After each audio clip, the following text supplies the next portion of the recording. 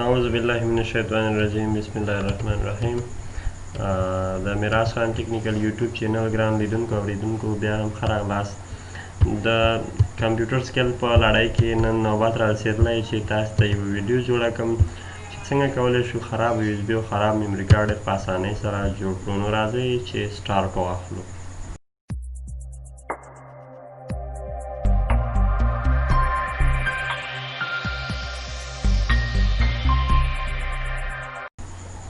تر ټولو لومړی به راشو موږ وینډوز ته. وینډوز کې به ولیکو CMD.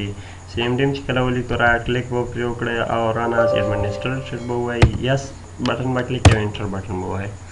دلته به راشئ ډیسک پارک، بعد د هغې نه به موږ راشو کلین سلیکټ وبخښئ ډېر زیات سلیکټ ډیسک ون به ووایو چې سلیکټ موږ ځان ته ډیسک انتخاب کړو سلیکټ ډیسک ون، ځکه چې زموږ دغه میموري چې ده خرابه میموري 3340 MB ده.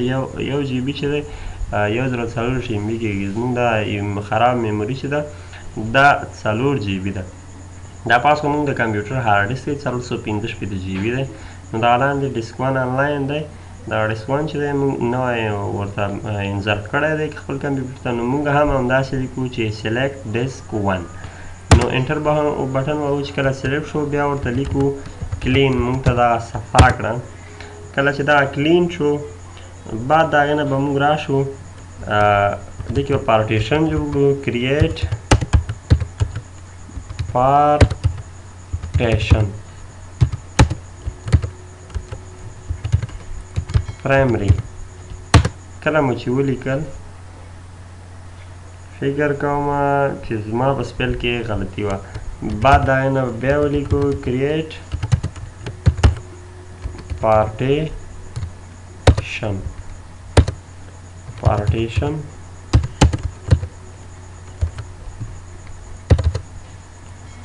primary. کله پارټیشن جوړ شو نو موږ ورته ولیکو select partition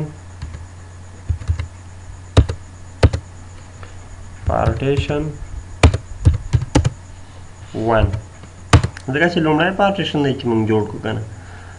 سلیکټ پارټیشن ون شو. بعد د هغې نه به موږ ورته ولیکو فارمیټ.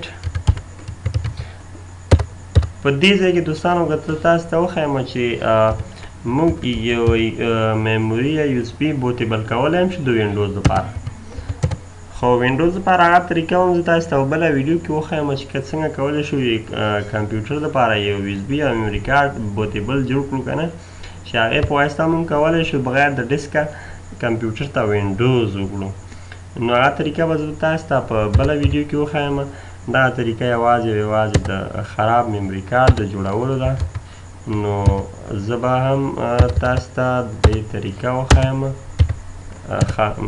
فارمیټ FAS به ولیکئ، بیا به راشئ فیټ 22 ورپسې به ولیکئ کویک. دا به انټر کړئ. کله چې تا دلته پرسنټونه راوړي دا پرسنټ چې کله سکسسفولي فارمیټ د والیم شو، کله چې دغه پارټیشن جوړ شو بعد د هغې نه به موږ دلته دې ته ولیکو اکټیو.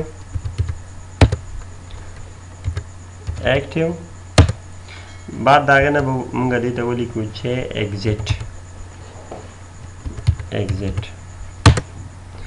چې اگزیټ شو بعد د هغې نه موږ دا کټ کړو را به شو خپل میموري کارډ ته، او میموري کارډ به زموږ ښه په صحیح توګه کریټ شوی جوړ شوی. بعد د هغې نه که مو تسلي نه کېدله بیا هم راشئ فارمیټ ته، او په فارمیټ کې دلته راشئ ریسټور ډیوایس ډیفالټ ته.